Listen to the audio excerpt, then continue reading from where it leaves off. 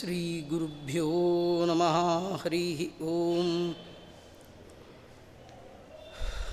ವೇದಾಂತಮಹಾಚಲಂ ಹಿ ಪರಿತಃ ಸಂಯೋಜ್ಯ ಸೂತ್ರಾಹಿಪಂ ಸದ್ವಾತಾಗಮಪೋಷಿತಾತ್ಮಹೃದಯಂ ತತ್ಪೂರ್ವಪಕ್ಷಾಸುರೈಃ ಸಿದ್ಧಾಂತೋಕ್ತಿ ಸುರೇಶ್ವರೈಶ್ಚಮತಿತೋ ಯಕೃಷ್ಣದುಗ್ಧಾಂಬುಧಿಃ ಸ್ವೀಯಾನಾಂ ಅಮೃತಂ ಪ್ರಯಚ್ಛತಿ ಸಮಾಂ ಪಾಯಾದ್ಗುಣೋದ್ಯನ್ಮಣಿಃ. ಬುದ್ಧಿರ್ಬಲಂ ಯಶೋಧೈರ್ಯಂ ನಿರ್ಭಯತ್ವಮರೋಗತ ಅಜಾಡ್ಯಂ ವಾಕ್ಪಟುತ್ವಂಚ ಹನುಮತ್ಸ್ಮರಣಾತ್ ಭವೇತ್. ಭವತಿ ಯದನುಭಾವಾತ್ ಏಡಮೂಕೋಪಿ ವಾಗ್ಮಿ ಜಡಮತಿರಪಿ ಜಂತುರ್ಜಾಯತೆ ಪ್ರಾಜ್ಞಮೌಲಿಃ. ಸಕಲವಚನಚೇತೋ ದೇವತಾ ಭಾರತೀ ಸಾ ಮಮ ವಚಸಿ ನಿಧತ್ತಾಂ ಸನ್ನಿಧಿಂ ಮಾನಸೇ ಚ. ಯಂ ಪ್ರವ್ರಜಂದಮನುಪೇತಮಪೇತಕೃತ್ಯಂ ದ್ವೈಪಾಯನೋ ವಿರಹ ಕಾತರಾಜುಹಾವ. ಪುತ್ರೇತಿ ತನ್ಮಯತಯಾ ತರವೋಪಿ ನೇದುಃ ತಂ ಸರ್ವಭೂತಹೃದಯಂ ಮುನಿಮಾನತೋಸ್ಮಿ. ಅರ್ಥಿಕಲ್ಪಿತಕಲ್ಪೋಯಂ ಪ್ರತ್ಯರ್ಥಿಗಜಕೇಸರಿ ವ್ಯಾಸತೀರ್ಥಗುರುರ್ಭೂಯಾತ್ ಅಸ್ಮದಿಷ್ಟಾರ್ಥಸಿದ್ಧಯೇ. ತಪೋ ವಿದ್ಯಾವಿರಕ್ತ್ಯಾದಿ ಸದ್ಗುಣೌಘಾಕರಾನಹಂ ವಾದಿರಾಜಗುರೂನ್ ವಂದೇ ಹಯಗ್ರೀವಪದಾಶ್ರಯಾನ್. ಮೂಕೋಪಿ ಯತ್ಪ್ರಸಾದೇನ ಮುಕುಂದಶಯನಾಯತೆ ರಾಜರಾಜಾಯತೆ ರಿಕ್ತೋ ರಾಘವೇಂದ್ರಂ ತಮಾಶ್ರಯೇ. ಆಪಾದಮೌಲಿಪರ್ಯಂತಂ ಗುರುಣಾಂ ಆಕೃತಿಂ ಸ್ಮರೇತ್. ತೇನ ವಿಘ್ನಾಃ ಪ್ರಣಶ್ಯಂತಿ ಸಿದ್ಧ್ಯಂತಿ ಚ ಮನೋರಥಾಃ. ಸ್ವಸ್ತ್ಯಸ್ತು ಸತಾಂ ಅಶೇಷ ಸನ್ಮಂಗಲಾನಿ ಭವಂತು. ಶ್ರೀ ಗುರುಭ್ಯೋ ನಮಃ. ಹರಿ ಓಂ. ಸ ಜಯತಿ ಯದುನಾಥಃ ಶ್ರಾವಿತಾನೇಕಗೀತಃ ಕರಧೃತವರವೇಣುಃ ಕಾಮಿನೀ ಕಾಮಧೇನುಃ ಸುಲಲಿತವನಮಾಲಃ ಸುಂದರಾಪಾಂಗಲೀಲಃ. ಸ ಜಲಜದಮೂರ್ತಿಃ ಸಾಧುಭಿಕ್ಕೀತಕೀರ್ತಿಃ. ಜಗದೊಡೆಯನಾದ ಶ್ರೀಕೃಷ್ಣ ಶರದೃತುವಿನ ತಣ್ಣನೆಯ ಗಾಳಿಯ ಸುಂದರ ಸಂಜೆಯ ಸಮಯದಲ್ಲಿ ಕೃಷ್ಣ ಪರಮಾತ್ಮ ಮುರುಳಿಯನ್ನು ಹಿಡಿದು ಅನೇಕ ತೆರನಾದ ಅತ್ಯಂತ ಮಾಧುರ್ಯದಿಂದ ಯುಕ್ತವಾದ ಗೀತೆಗಳನ್ನು ನುಡಿಸ್ತಾ ಇದ್ದಾನೆ. ಆ ಭಗವಂತನ ಆ ನೋಟ ಅವನನ್ನು ಬಯಸುವವರಿಗೆ ಸರ್ವ ಬಗೆಯ ಕಾಮನೆಗಳನ್ನು ಪೂರ್ಣ ಮಾಡುವಂಥದ್ದು. ಆ ಸಂದರ್ಭದಲ್ಲಿ ಭಗವಂತ ಅತ್ಯಂತ ಸುಂದರನಾಗಿ ಕಾಣ್ತಾ ಇದ್ದ. ಆತ ಧಾರಣೆ ಮಾಡಿರುವಂತಹ ವನಮಾಲ ಕಮಲದ ಮಾಲೆ, ಅವನು ನೋಡುವಂತಹ ನೋಟ, ನೀರು ತುಂಬಿದ ಮೋಡದಂತಹ ಮೈಬಣ್ಣ, ಸಜ್ಜನ ವೃಂದದಿಂದ ಉತ್ತಮ ಕಂಠದಲ್ಲಿ ಗಾನ ಮಾಡಲಿಕ್ಕೆ ಯೋಗ್ಯವಾದ ಕೀರ್ತಿ ಪಾತ್ರನಾದ ಆ ಕೃಷ್ಣ ಉತ್ಕೃಷ್ಟನಾಗಿದ್ದಾನೆ. ಅಂತಹ ಕೃಷ್ಣ ನಮ್ಮೇಲೂ ಕೂಡ ತನ್ನ ದಯಾದೃಷ್ಟಿ ಅದನ್ನು ಬೀರಲಿ ಅಂತ ವಾದಿರಾಜ ಶ್ರೀಮಚ್ಚರಣರು ಪ್ರಾರ್ಥನೆ ಮಾಡ್ತಾ ಇದ್ದಾರೆ. ಕೃಷ್ಣ ಪರಮಾತ್ಮ ನಮ್ಮ ಮೇಲೆ ಯಾವಾಗ ಅನುಗ್ರಹೋನ್ಮುಖನಾಗ್ತಾನೆ, ಅವನ ಕಡೆಗಣ್ಣ ಕುಡಿನೋಟ ನಮ್ಮ ಮೇಲೆ ಯಾವಾಗ ಬೀಳತ್ತೆ, ನಾವು ಅವನನ್ನೇ ಎಲ್ಲ ಬಗೆಯ ಪುರುಷಾರ್ಥಪ್ರದ ಅಂತ ಅವನನ್ನು ಉಪಾಸನೆ ಮಾಡಬೇಕಂತ. ಭಗವಂತನನ್ನು ಮರೆತು ಯಾವುದನ್ನೂ ಕೂಡ ಬಯಸಬಾರದು. ಯಾರು ಧರ್ಮ, ಅರ್ಥ, ಕಾಮ, ಮೋಕ್ಷವೂ ಕೂಡ ಎಲ್ಲವೂ ಕೂಡ ದೇವರ ಸಲುವಾಗಿ ನಮ್ಮ ಪ್ರಾರ್ಥನೆ ಇರಬೇಕು. ಜೀವನದಲ್ಲಿ ಮನುಷ್ಯ ಪಡಿಬೇಕಾದ ದೊಡ್ಡ ಪುರುಷಾರ್ಥ ಅದು ಭಗವಂತ. ಎಲ್ಲ ಬಗೆಯ ಕಾಮನೆ ಯಾರಿಗೆ? ದೇವರೇ ಇದೆ, ನಿನ್ನ ಬಿಟ್ಟು ಮತ್ತೊಂದು ಬೇಡ ಅಂತಾರೆ. ಅವರ ಮೇಲೆ ಮಾತ್ರ ದೇವರು ತನ್ನ ದೃಷ್ಟಿಯನ್ನು ಹಾಕ್ತಾನಂತೆ. ದೇವರನ್ನು ಬಿಟ್ಟು ಬೇರೆದು ನಮಗೆ ಕಾಮನೆಯನ್ನು ಕೊಡುತ್ತೆ ಅಂಥೇಳಿ ದೇವರನ್ನು ಬಿಟ್ಟು ಉಳಿದ ಕಡೆ ಯಾರಿಗೆ ಕಣ್ಣಿದೆ, ಯಾರಿಗೆ ಬಯಕೆಗಳಿದೆ, ಅವ್ರ ಮೇಲೆ ದೇವರು ಕಣ್ಣು ಹಾಕೋಲ್ಲ. ಅವರು ಕೇಳಿದ್ದನ್ನು ಅವ್ರಿಗೆ ಕೊಟ್ಟು ಬಿಡ್ತಾನೆ. ನಾವೆಲ್ಲ ಮಹಾಭಾರತದಲ್ಲಿ ಕೇಳ್ತೇವೆ, ದುರ್ಯೋಧನ ಅವನಿಗೆ ಕೃಷ್ಣ ಬೇಡ, ಕೃಷ್ಣ ಕೊಡುವ ಸೈನ್ಯ ಬೇಕು. ಅರ್ಜುನನಿಗೆ ಸೈನ್ಯ ಬೇಡ, ಏನೂ ಬೇಡ, ಕೃಷ್ಣ ಮಾತ್ರ ಸಾಕು. ಅವನ ಮೇಲೆ ಮಾತ್ರ ಭಗವಂತನ ದೃಷ್ಟಿ, ಅವನು ಮಾತ್ರ ಭಗವಂತನ ಅನುಗ್ರಹಕ್ಕೆ ಪಾತ್ರನಾದ. ಅದನ್ನೇ ಯತ್ರ ಯೋಗೇಶ್ವರ ಕೃಷ್ಣೋ, ಭಗವಂತನ ಪರಿಪೂರ್ಣವಾದ ಅನುಗ್ರಹ ದುರ್ಯೋಧನನಿಗಾಗಲಿಲ್ಲ. ಅವನು ದೇವರನ್ನು ಮರೆತು ಪುರುಷಾರ್ಥವನ್ನೇ ಬಯಸಿದ. ಆದರೆ ದೇವರು ಮಾತ್ರ ಸಾಕು, ಉಳಿದದ್ದು ಯಾವುದೂ ಬೇಡ. ದೇವರೊಬ್ಬ ನಮ್ಮ ಬಯಕೆಯ ಪಟ್ಟಿಯಲ್ಲಿ ಇದ್ದರೆ ಉಳಿದದ್ದೆಲ್ಲ ಸಿಗುತ್ತೆ. ಧಾನ್ಯ ಬೆಳೆಯುವವ ಹೊಟ್ಟನ್ನೋ ಹುಲ್ಲನ್ನೋ ಅದು ಹೇಗೆ ಬೇಡೋಲ್ಲ, ಬೇಡದಿದ್ದರೂ ಅದು ಬಿಡದ ಹಾಗೆ ನಮಗೆ ಬರುತ್ತೋ ಹಾಗೆ ಎಲ್ಲ ಪುರುಷಾರ್ಥಗಳ ಕಾಮಧೇನು ಅದು ಭಗವಂತ. ಯಾರು ಕೇವಲ ಭಗವಂತ ಬೇಕು ಅಂತ ಅಂತಾರೆ ಅವರ ಮೇಲೆ ಮಾತ್ರ ತನ್ನ ಕೃಪಾ ವೀಕ್ಷಣೆಯನ್ನು ಭಗವಂತ ಮಾಡ್ತಾನಂತ. ಮಿಕ್ಕಾದವ್ರ ಮೇಲೆ ಮಾಡೋದಿಲ್ಲ ಭಗವಂತ.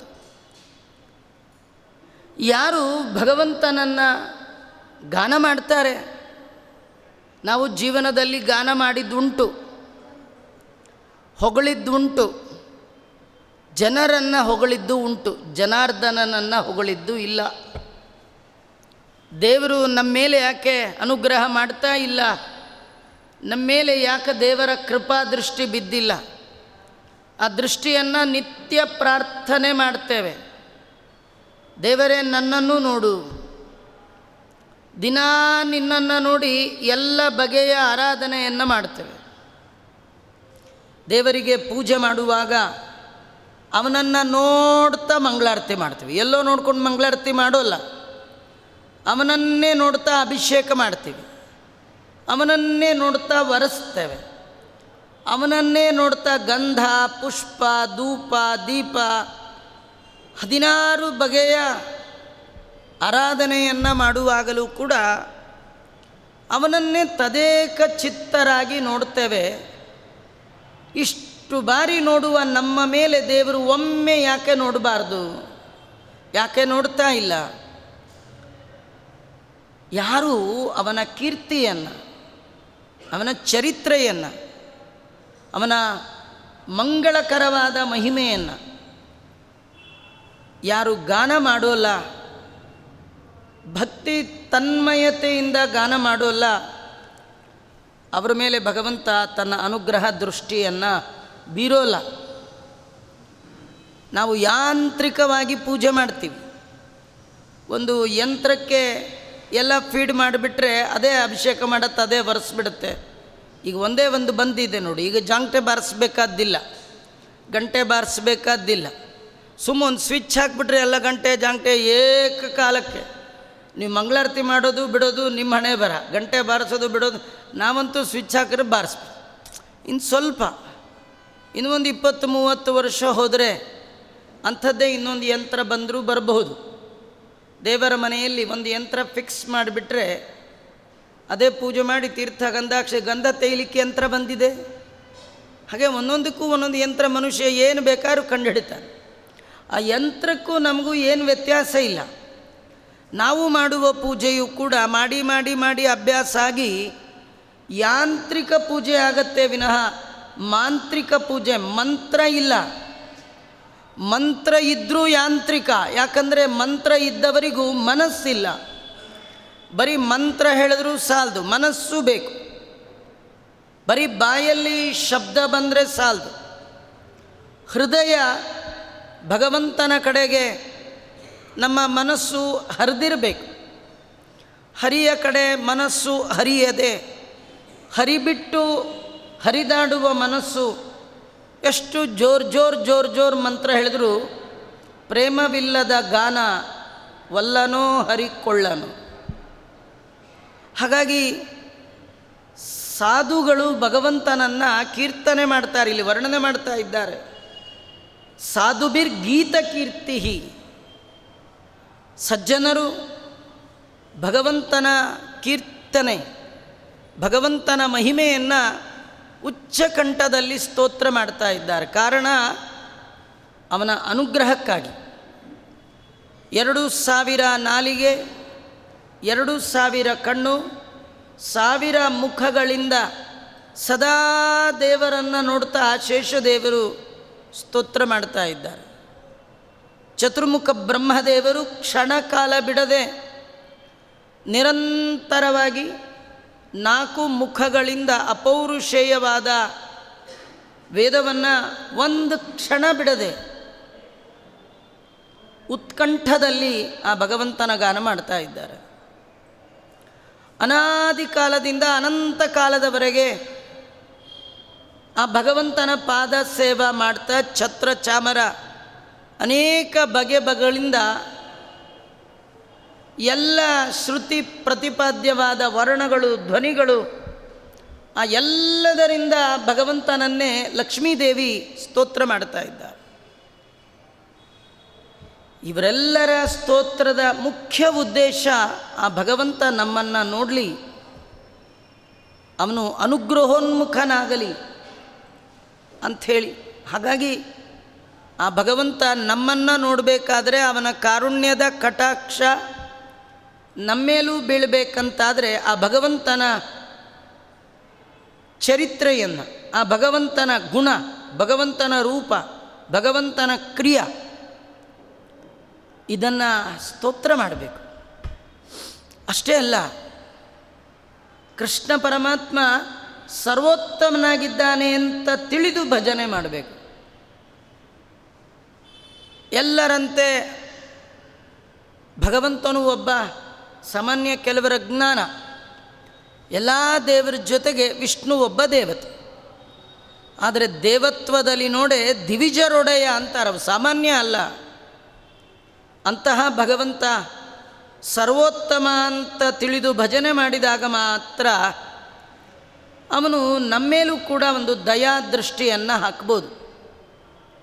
ಹೀಗೆ ಭಗವಂತನನ್ನು, ಅವನ ಮಹಿಮೆ, ಅವನು ಹೇಳಿದ ಆ ಗೀತೆಗಳು, ಅವನ ಆಕರ್ಷಕವಾದ ರೂಪ, ಇದನ್ನು ಯಾರು ಗಾಯನ ಮಾಡ್ತಾರೆ, ಭಕ್ತಿಯಿಂದ ಮಾಡ್ತಾರೆ, ಅವರು ಮಾತ್ರ ಭಗವಂತನ ಪರಮಾನುಗ್ರಹಕ್ಕೆ ಪಾತ್ರರಾಗ್ತಾರಂತೆ. ನಮಗೂ ಜೀವನದಲ್ಲಿ ಆಸೆ ದೇವರ ದಯ ಆಗಲಿ ಅಂತ. ತುಂಬ ಜನ ದೇವ್ರ ಹತ್ರ ಹೇಳ್ತಾರೆ, ಯಾಕೋ ನಮ್ಮ ಮೇಲೆ ದೇವರು ದೃಷ್ಟಿನೇ ಹಾಕ್ತಾ ಇಲ್ಲ. ಅದು ಯಾವಾಗ ಹಾಕ್ತಾನೆ ಅಂತ ವಾದಿರಾಜರು ಇಲ್ಲಿ ತಿಳಿಸ್ತಾರೆ. ನಾವು ಭಗವಂತನನ್ನು ಈ ಬಗೆಯಿಂದ ಕೊಂಡಾಡಿದಾಗ ಮಾತ್ರ ದೇವರನ್ನು ಸರ್ವೋತ್ತಮತ್ವೇನ ಭಜನೆ ಮಾಡಿದಾಗ ಮಾತ್ರ ದೇವರ ಅನುಗ್ರಹ ಮಾಡ್ತಾ ಇದ್ದಾನೆ. ಚಂದ್ರೇ ಜೃಂಭತಿ ತನ್ಮುಖಶ್ವಿಷಿ ಮುಹುರ್ ಮಂದಾನಿಲೇ ತದ್ವಪುಃ ಗಂಧೇ ವಾತಿ ವಿಯೋಗವನ್ನಿ ಸಚಿವೆ ತತ್ಕೋಮಲಲಾಪವತ್ ವೇಣು ಕೂಜತಿ ಪಂಚಬಾಣ ವಿಶಿಕೈಃ ಶಾಣಾಶಿತೈಃ ತಾಡಿತಾ ಮಾನಿನ್ಯೋಪಿ ಯಯುರ್ಮನೋ ಭವಪಿತುಃ ಶ್ರೇಯೋ ನಿಧಿಂ ಸನ್ನಿಧಿಂ. ಕೃಷ್ಣನ ಮುಖದ ಕಾಂತಿಗೆ ಅನುಗುಣವಾಗಿ ಚಂದ್ರ ವಿಜೃಂಭಿಸ್ತಾ ಇದ್ದಾನಂತೆ. ಚಂದ್ರೇ ಜೃಂಭತಿ ತನ್ಮುಖತ್ವಿಷಿ. ನಿಜವಾಗಿಯೂ ಚಂದ್ರನಲ್ಲಿ ಈ ಬಗೆಯ ಬೆಳಕು ಅದು ಎಲ್ಲಿಂದ ಬಂದದ್ದು? ದೇವರಿಂದ. ಯದಾದಿತ್ಯಗತಂ ತೇಜೋ ಜಗದ್ಭಾಸಯತೆ ಕಿಲಂ ಯಚ್ಛಂದ್ರಮಸಿ ಯಚ್ಛಾಗ್ನೌ ತತ್ತೇಜೋ ವಿದ್ಧಿ ಮಾಮಕಂ. ಕೃಷ್ಣ ಪರಮಾತ್ಮ ಕೊಳಲಿನ ನಾದ ಮಾಡುವಾಗ ಶರತ್ಕಾಲದ ಹುಣ್ಣಿಮೆಯ ಬೆಳದಿಂಗಳು, ಭಾರೀ ಬೆಳದಿಂಗಳು. ಒಂದು ಪ್ರೋಗ್ರಾಮ್ ಆಗಬೇಕಾದ್ರೆ ಲೈಟಿಂಗ್ ವ್ಯವಸ್ಥೆ ಚೆನ್ನಾಗಿರ್ಬೇಕ್ರಿ. ಎಲ್ಲ ಲೈಟ್ಗಳಿಗೆ ಮೂಲ ಬೆಳಕಿನ ಸ್ರೋತಸ್ ಅದು ಭಗವಂತ. ಜಗತ್ತಿನಲ್ಲಿ ಏನೆಲ್ಲ ಬೆಳಕುಗಳಿದೆ ಆ ಬೆಳಕು ಮೂಲ ಅದು ಭಗವಂತ. ಚಂದ್ರ ಭಾರೀ ಬೆಳದಿಂಗಳು ಕೊಡ್ತಾ ಇದ್ದಾನೆ. ಆದರೆ ಚಂದ್ರಂದ ಅಲ್ಲ ಅದು, ಕೃಷ್ಣನ ಮುಖದ ಕಾಂತಿಗೆ ಅನುಗುಣವಾಗಿ ಅವನ ಕಾಂತಿ. ಅವ ಎಷ್ಟು ಕಾಂತಿಯನ್ನು ಚಂದ್ರನಲ್ಲಿದ್ದು ಹೊರ ಸೂಸ್ತಾ ಇದ್ದಾನಷ್ಟೇ. ಈ ಕಥೆಯಲ್ಲಿ ನಮಗೊಂದು ಕಥೆ ಇದೆ. ನಮ್ಮ ಮುಖದಲ್ಲೂ ಕಾಂತಿ ಬರಬೇಕಾದ್ರೆ ಅದು ಭಗವಂತನ ಗುಣ ಉಪಾಸನೆಯಿಂದ ಬರುತ್ತೆ. ಮುಖೇ ಬ್ರಹ್ಮವರ್ಚಸಿ ತರಹ.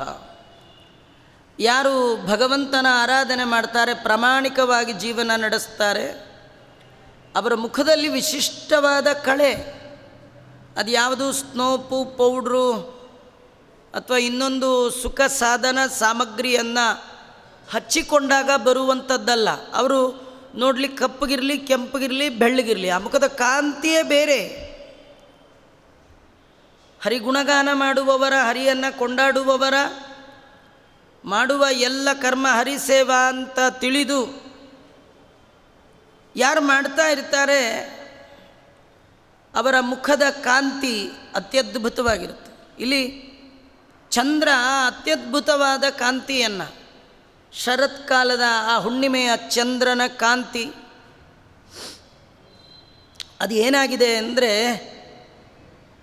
ಅಲ್ಲಿ ಯಾರು ಕೃಷ್ಣನ್ನ ನೋಡಲಿಕ್ಕೆ ಬಂದಿದ್ದಾರೆ ಅಥವಾ ಯಾರಿಗೆ ಕೃಷ್ಣನ ಗೀತೆ ಕಿವಿಗೆ ಬಿದ್ದಿದೆ ಅವ್ರಿಗಿನ್ನು ತಡಿಲಿಕ್ಕಾಗೋಲ್ಲ, ನಾವು ಕೃಷ್ಣನ ನೋಡಬೇಕು ಅನ್ನುವ ವಿರಹ ಅನ್ನುವ ಅಗ್ನಿಗೆ ಉದ್ದೀಪವಾಗಿದೆಯಂಥದ್ದು. ತಣ್ಣನೆಯ ಗಾಳಿ ಬೇರೆ, ಅದಿನ್ನೂ ಬೆಂಕಿಯನ್ನು ದೊಡ್ಡ ಮಾಡುವಂಥದ್ದು. ಇಂಥ ಸಂದರ್ಭದಲ್ಲಿ ಕೃಷ್ಣನ ಸಾನ್ನಿಧ್ಯ ಬೇಕು. ಇಂಥ ಬೆಳೆದಿಂಗಳು, ಇಂತಹ ಒಳ್ಳೆಯ ಮಂದ ಮಾರುತ, ಇದೆಲ್ಲ ಕೃಷ್ಣನ ಸಾನ್ನಿಧ್ಯವನ್ನು ಮತ್ತು ಬಯಸುವ ಹಾಗೆ ಮಾಡ್ತಾರೆ. ಆ ಗಾಳಿಯಲ್ಲಿಯೂ ಕೂಡ ಕೃಷ್ಣನ ಮೈ ಗಂಧ ಬರ್ತಾ ಇದೆಯಂತೆ. ಅದನ್ನು ಆಸ್ವಾದನೆ ಮಾಡಿದ ಮನೆಯಲ್ಲಿರುವಂತಹ ಎಲ್ಲ ಕೃಷ್ಣ ಭಕ್ತೆಯರು ಕೂಡ ಇನ್ನು ಕ್ಷಣಕಾಲವೂ ನಮಗೆ ಕೃಷ್ಣನ ಬಿಟ್ಟಿರ್ಲಿಕ್ಕೆ ಸಾಧ್ಯ ಇಲ್ಲ, ನಾವು ಹೋಗಬೇಕು. ಆ ಗಾಳಿಯ ಆ ಸುವಾಸನೆ ಅದರಿಂದ ಉದ್ದೀಪ್ತರಾಗಿದ್ದಾರೆ. ಅವರಿಗೆ ವಿರಹ ಅಗ್ನಿ ಅದು ಇನ್ನೂ ಜಾಸ್ತಿ ಆಗಿದೆಯಂತೆ. ಹೌದು, ದೇವರನ್ನು ಕಾಣುವ ಬಯಕೆ ಇರುವವರಿಗೆ ವಾಯುದೇವರ ಶಾಸ್ತ್ರ ಕೇಳಿದಾಗ, ವಾಯುದೇವರು ಭಗವಂತನ ಮಹಿಮೆಯ ಕಂಪನ್ನು ತೋರಿಸುವವರು. ಬೇಕಾಷ್ಟು ಜನ ಭಗವಂತನ ಮಹಿಮೆ ಹೇಳ್ತೀನಿ ಅಂತ ಬಂದರು, ವಾಯುದೇವರು ಹೇಳುವಂತೆ ಹೇಳುವ ಸಾಮರ್ಥ್ಯ ಮತ್ತಾರಿಗಿಲ್ಲ. ಆ ಗೋಪಿಕಾ ಸ್ತ್ರೀಯರಿಗೆ ಯಾವಾಗ ಹೋಗ್ತೀವೋ ಯಾವಾಗ ಕೇಳ್ತೀವೋ ಅನ್ನುವಂತಹ ವಿರಹ ಅಗ್ನಿ ಅದಿನ್ನೂ ಉದ್ದೀಪನವಾಗ್ತಾ ಇದೆ. ಕೃಷ್ಣ ವೇಣು ಕೂಜತಿ ಪಂಚಬಾಣ ವಿಶಿಕೈ. ಕೃಷ್ಣ ಪರಮಾತ್ಮ ಕೊಳಲನ್ನೇನು ಗಾನ ಮಾಡ್ತಾ ಇದ್ದಾನೆ, ಆ ಗಾನದ ಧ್ವನಿ ಇವರ ಕಿವಿಗೆ ಬೀಳ್ತಾ ಇದ್ದರೆ ಮನ್ಮಥನ ಬಾಣ ಅವರಿಗೆ ಬಂದು ನಾಟ್ತಾ ಇದೆಯಂತೆ. ಹರಿತವಾದ ಬಾಣ, ಮೊಂಡ ಬಾಣ ಆದರೆ ಅದು ಅಲ್ಲೇ ಕೆಳಗೆ ಬಿದ್ದು ಹೋಗುತ್ತೆ. ಹರಿತವಾದ ಬಾಣ ಹೃದಯವನ್ನೇ ಹೊಕ್ಕತ್ತಂತೆ. ಹಾಗಾಗಿ ಕೃಷ್ಣನ ಆ ವೇಣುಗಾನ ಅವರೆಲ್ಲರ ಹೃದಯವನ್ನೇ ಪ್ರವೇಶ ಮಾಡಿದೆ. ಅವರೆಲ್ಲ ಕಾಮ ಬಾಣದಿಂದ ಪೀಡಿತರಾಗಿ, ಯದ್ಯಪಿ ಬೇರೆ ಯಾವ ಕಾಮನೆಗೂ ಒಳಗಾಗುವವರಲ್ಲ ಅವರು, ಸೌಶಲ್ಯಾದಿ ಅನೇಕ ಗುಣಗಳಿಂದ ಯುಕ್ತರಾಗಿರ್ತಕ್ಕಂಥವರು. ಮಾನಿನ್ಯೋಪಿ, ಅವರು ಮಾನಿನೀಯರು. ಮಾನಿನೀಯರು ಅಂದರೆ ಮಾನ ಮರ್ಯಾದೆ ಅದು ಇರೋರು. ಯಾರೋ ಕೊಳಲುದ್ರು ಸೀದಾ ಹೋದರು ಹೀಗಿಲ್ಲ. ಯಾರ್ದೋ ಹಾಡು ಕೇಳ್ಕೊಂಡು ನಾವು ಎಲ್ಲೋ ನೋಡ್ಕೊಂಡು ಎಲ್ಲೋ ಹಳ್ಳಕ್ಕೆ ಬಿಡ್ತೀವಲ್ಲ, ಆ ಥರದ್ದಲ್ಲ. ದೇವರ ಗಾನಕ್ಕೆ ಮರುಳಾದವರು ಅವರು ಮಾನಿನೀಯರು, ಅನೇಕ ಗುಣಗಳಿಂದ ಮಂಡಿತರಾದವರು. ಯಾರಲ್ಲಿ ವಿನಯಾದಿ ಗುಣಗಳಿರುತ್ತೆ, ಯಾರಲ್ಲಿ ಅಧ್ಯಯನ ಅಧ್ಯಾಪನಾದಿ ಗುಣಗಳಿರುತ್ತೆ, ಯಾರಲ್ಲಿ ಭಕ್ತಿ ಮೊದಲಾದದ್ದು ಇರುತ್ತೆ, ಅವರಿಗೆ ಮಾತ್ರ ಕೃಷ್ಣನ ಗಾನ ಹೃದಯಕ್ಕೆ ನಾಟತ್ತಂತೆ. ಕೃಷ್ಣನ ಗಾನ ಅಂದರೆ ಗೀತೆ, ಭಗವಂತನ ಗೀತ, ಭಗವಂತನ ಮಾತು ಯಾರ ಹೃದಯಕ್ಕೆ ಅದು ಅರ್ಥ ಆಗತ್ತೆ, ಯಾರಲ್ಲಿ ವಿನಯ ಇದೆ, ಯಾರಲ್ಲಿ ಭಕ್ತಿ ಇದೆ, ಯಾರಲ್ಲಿ ಸದಾಚಾರ ಇದೆ, ಅವರಿಗೆ ಮಾತ್ರ ಅದು ಹೃದಯಕ್ಕೆ ನಾಟತ್ತಂತೆ. ಹಾಗಾಗಿ ಆ ಎಲ್ಲ ಹೆಣ್ಣು ಮಕ್ಕಳಲ್ಲಿ ಈ ಎಲ್ಲ ಗುಣಗಳು ಇದ್ವು. ಅದಕ್ಕೆ ಮಾನಿನ್ಯೋಪಿ ಯಯುರ್ಮನೋಭವ ಪಿತುಃ ಶ್ರೇಯೋ ನಿಧಿಂ ಸನ್ನಿಧಿಂ. ಅನೇಕ ಗುಣಗಳಿಂದ ಮಂಡಿತರಾಗಿದ್ದರೂ ಕೂಡ ಆ ಹೆಣ್ಣು ಮಕ್ಕಳು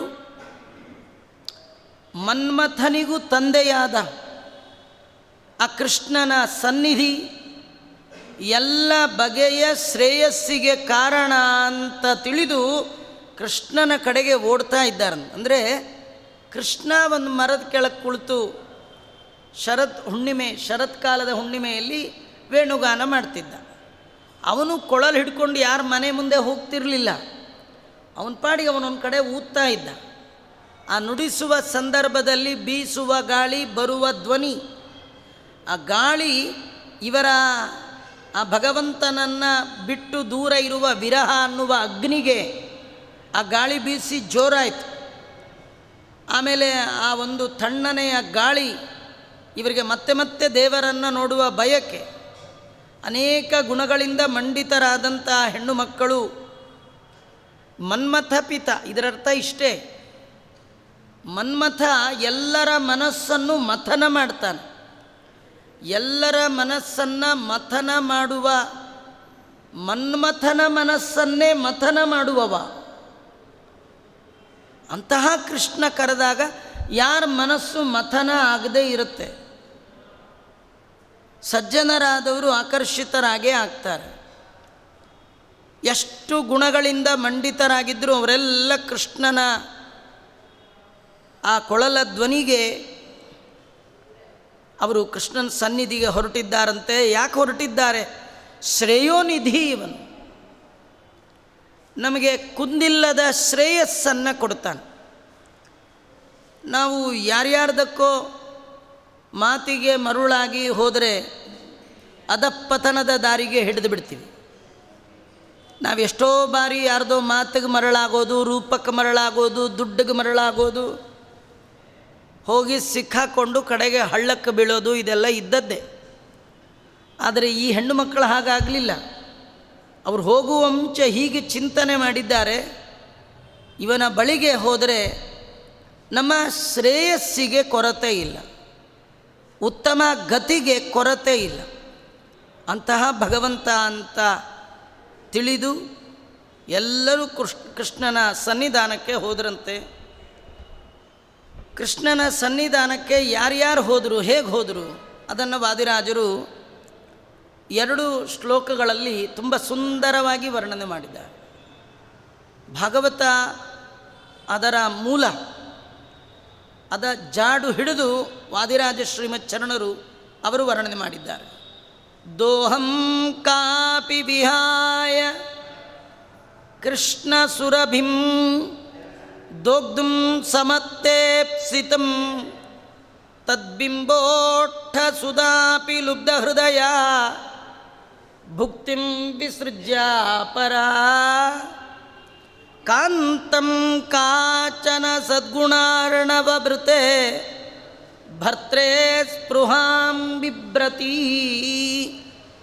ತೋಕಂ ಕೃಷ್ಣ ವಿಹಾರ ಯೋಗ್ಯ ವಿಭವ ಕನ್ಯೇಚಿ ಕಾಚಿದ್ಗತ. ಭಾಗವತದಲ್ಲಿ ವರ್ಣನೆ ಮಾಡುವಾಗ ಎಲ್ಲ ಮನೆಯಲ್ಲಿ ಕೃಷ್ಣ ಪರಮಾತ್ಮ ರಾತ್ರಿ ಕಾಲದಲ್ಲಿ ವೇಣುಗಾನ ಮಾಡಿದ್ದು. ಹೆಣ್ಣುಮಕ್ಕಳಿಗೆ ರಾತ್ರಿ ಕಾಲದಲ್ಲಿ ತುಂಬ ಕೆಲಸ, ಅತ್ತೆ ಮಾವನ ನೋಡ್ಕೊಳ್ಬೇಕು, ಗಂಡನ ಸೇವಾ ಮಾಡಬೇಕು, ಮಕ್ಕಳನ್ನು ನೋಡ್ಕೋಬೇಕು, ಅಡುಗೆ ಮಾಡೋ ಕೆಲಸ, ಹಾಲು ಕರಿಯೋ ಕೆಲಸ, ಮೊಸರು ಹೆಪ್ಪಾಕೋ ಕೆಲಸ ಮಾಡೋರಿಗೆ ತುಂಬ ಕೆಲಸ ಮಾಡದೇ ಇದ್ದವ್ರಿಗೆ ಕೆಲಸ ಇಲ್ಲ. ಹಿಂದಿನ ಕಾಲದಲ್ಲಿ ಇಬ್ಬರು ಹೆಣ್ಣುಮಕ್ಕಳು ಭೇಟಿ ಆದರೆ ಅವರು ಮೊದಲು ಕೇಳ್ತಾ ಇದ್ದಿದ್ದು ಮನೆ ಕೆಲಸ ಎಲ್ಲ ಆಯಿತಾ, ಕೆಲಸ ಆಯಿತಾ ಅನ್ನೋರು. ಎದುರುಗಡೆ ಇರೋ ಹೆಣ್ಣುಮಗಳು ಒಂದೇ ಉತ್ತರ ಯಾವತ್ತೇ ಇದ್ದು ಅಯ್ಯೋ ಎಲ್ಲಿ ಮುಗಿಯತ್ತೇಳಿ ಅನ್ನೋರು. ಇವಾಗ ಈ ಪ್ರಶ್ನೆನೂ ಇಲ್ಲ, ಈ ಉತ್ತರವೂ ಇಲ್ಲ. ಹಿಂದಿನ ಕಾಲದಲ್ಲಿ ಕೆಲಸಕ್ಕೆ ಜನ ಬೇಕಿತ್ತು, ಇವತ್ತು ಜನ ಬೇಡ. ಯಂತ್ರ, ಬಟ್ಟೆ ಒಗಿಲಿಕ್ಕೆ ಯಂತ್ರ, ಹಿಟ್ಟು ರುಬ್ಲಿಕ್ಕೆ ಯಂತ್ರ, ಅಡುಗೆಗೆ ಯಂತ್ರ, ಮಂತ್ರ ಒಂದಿಲ್ಲ, ಬರೀ ಯಂತ್ರ. ಹೀಗಾಗಿ ಪ್ರತಿ ಕ್ಷಣಕ್ಕೂ ನಿಮಗೆ ಪುರುಸೊತ್ತೇ. ಹಿಂದಿನ ಕಾಲದಲ್ಲಿ ದಾಸರ ಹಾಡು ಮಾಡುವಾಗ ಪರಿ ಕೆಲಸವು ನಿನ್ನ ಮಹಾಪೂಜೆ ಅಂದರು. ಯಾಕಂದರೆ ಮೈ ಬಗ್ಸಿ ಕೆಲಸ ಮಾಡೋರು. ದಣಿವಾದಾಗ ದೇವರ ನೆನಪು ಬರ್ತಿತ್ತು. ಸಾಕಪ್ಪ ಸಾಕು, ದೇವರೇ ನಿನ್ನ ದರ್ಶನ ಯಾವಾಗ ಆಗುತ್ತೆ, ಸಾಕಪ್ಪ ಸಾಕು. ಈಗ ನೋಡಿ ಸಾಕು ಅಂತ ಅನಿಸೋದೇ ಇಲ್ಲ. ಯಾಕೆಂದರೆ 1 ನಿಮಿಷ ಆನ್ ಮಾಡಿ ಬಂದು ಸೀರಿಯಲ್ ಮುಂದೆ ಕೂತ್ಕೊಳ್ತೀವಿ, ಆ ಸೀರಿಯಲ್ ಸಾಕು ಅನ್ನೋ ಶಬ್ದವೇ ಇಲ್ಲ. ನಮ್ಮದೇ ಎಪಿಸೋಡ್ ಮುಗಿದೋಗುತ್ತೆ, ಅದು ಮುಗಿಯೋದೇ ಇಲ್ಲ. ಮುಗಿದ್ರಲ್ವ ಎಪಿಸೋಡ್ ಸಾಕನ್ನಕ್ಕೆ. ನಿಮ್ಮ ಪುಣ್ಯ ರೀ, ಈಗ ಅದೇ ಯಂತ್ರಗಳು ನಮ್ಮನ್ನು ಉದ್ಧಾರದ ಮಾರ್ಗಕ್ಕೂ ಕರ್ಕೊಂಡು ಹೋಗ್ತಾ ಇದೆ. ಈ ರುಕ್ಮಿಣಿ ವಿಜಯ, ಮಹಾಭಾರತ, ಗೀತಾ ಎಲ್ಲ ನೀವು ಕೇಳ್ತಾ ಇದ್ದೀರಿ, ಎಪಿಸೋಡ್ಗಳು ಮುಗಿತಾ ಇಲ್ಲ, ಮುಗಿಬಾರ್ದು.